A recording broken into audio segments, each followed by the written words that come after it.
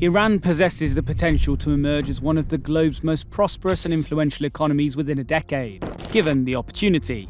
With a population of 88 million, largely well-educated and youthful, the nation stands primed for productivity. Its abundant natural resources, comprising up to 5% of the world's extractable metals, the second largest reserves of natural gas globally, and oil reserves surpassing those of the UAE and Qatar combined, underscore its economic promise.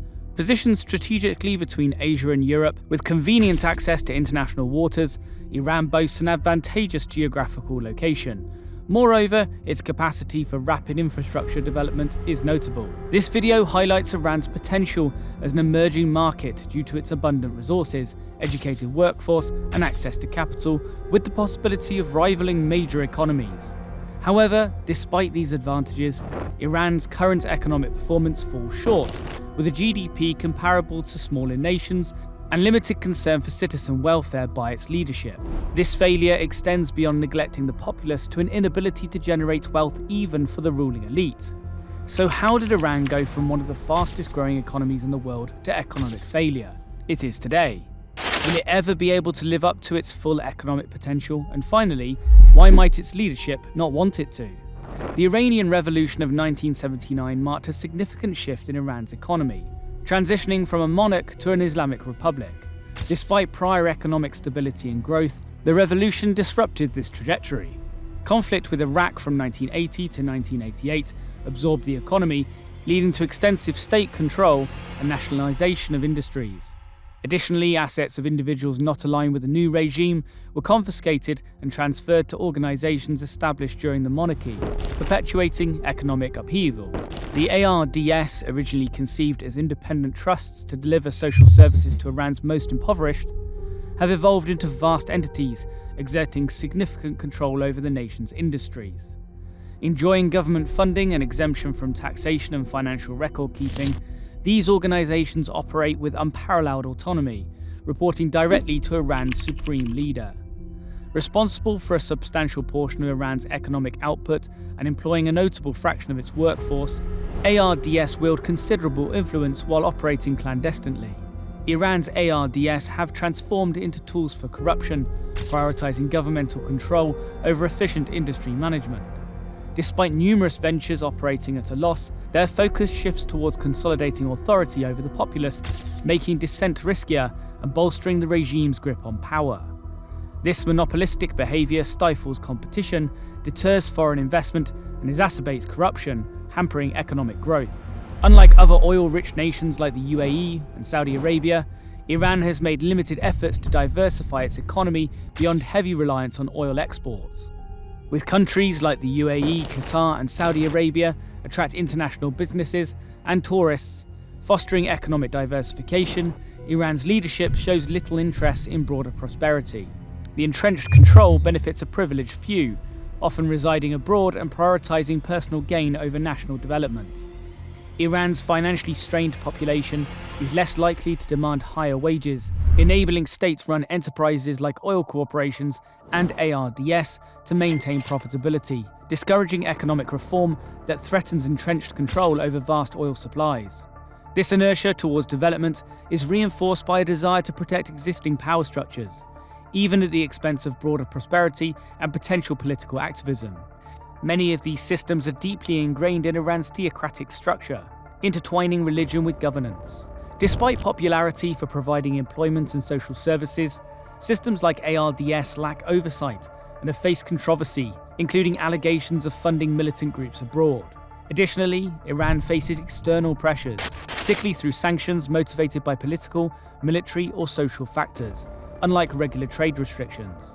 While allies may impose trade restrictions for protectionist or regulatory reasons, sanctions aim to coerce behavioral change in the target country.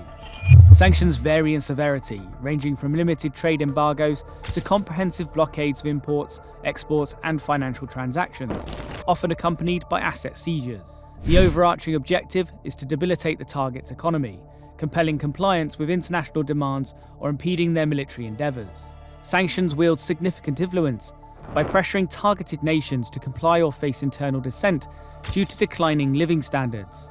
Their efficacy is often amplified when imposed by larger trading blocs, particularly if the imposing nations possess substantial economic leverage.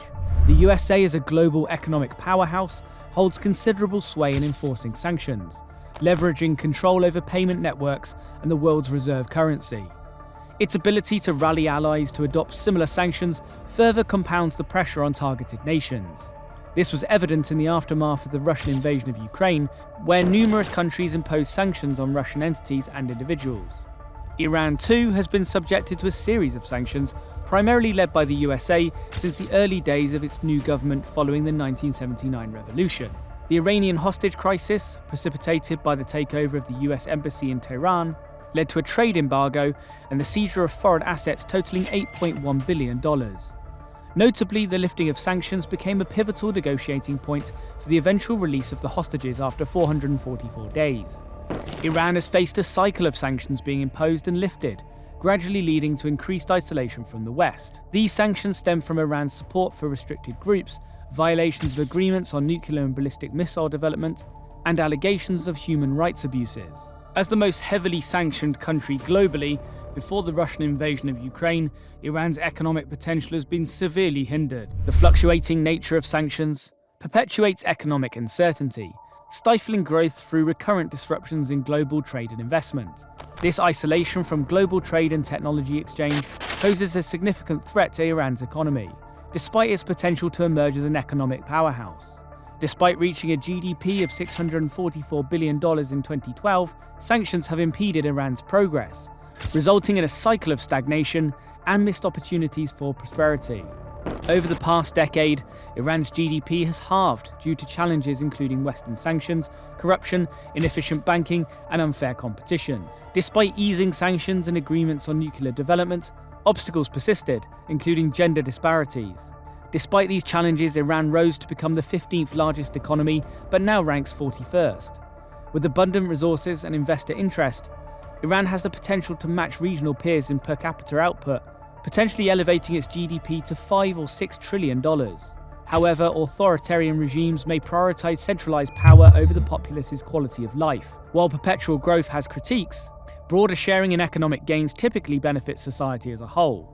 Iran ranks as the 41st largest economy globally with a GDP of $360 billion, earning a score of 6 out of 10 for its size. However, its per capita output of $4,091 falls significantly below the global average, warranting a score of 2 out of 10 for wealth distribution and contribution to total output. Continuous sanctions and a challenging investment landscape contribute to a lack of stability and confidence, earning Iran 1 out of 10 in this category. Additionally, heavy reliance on natural resource wealth without diversification leads to a low score of 1 out of 10 in this aspect. Iran's economic growth has been underwhelming since the early 2000s, shrinking by half over the past decade, resulting in a dismal score of 0 out of 10. The business landscape, hampered by sanctions and dominance of ARDS, poses significant obstacles, leading to a poor industry score. Despite a substantial service sector, Iran's heavy reliance on oil and natural resources overshadows other contributions, although its resource wealth somewhat mitigates this reliance, earning a moderate score of 5 out of 10 in that category. Overall, Iran faces significant challenges across multiple fronts, highlighting the urgent need for substantial reforms to unleash its full economic potential. Overall, Iran garners an average score of 2.8 out of 10 on the national leaderboard. This places it in a lower position on the Trees Economy national leaderboard, reflecting the substantial challenges and dependencies within its economic landscape. If you enjoyed this video, don't forget to subscribe to the Trees Economy and stay tuned for more videos. Thank you.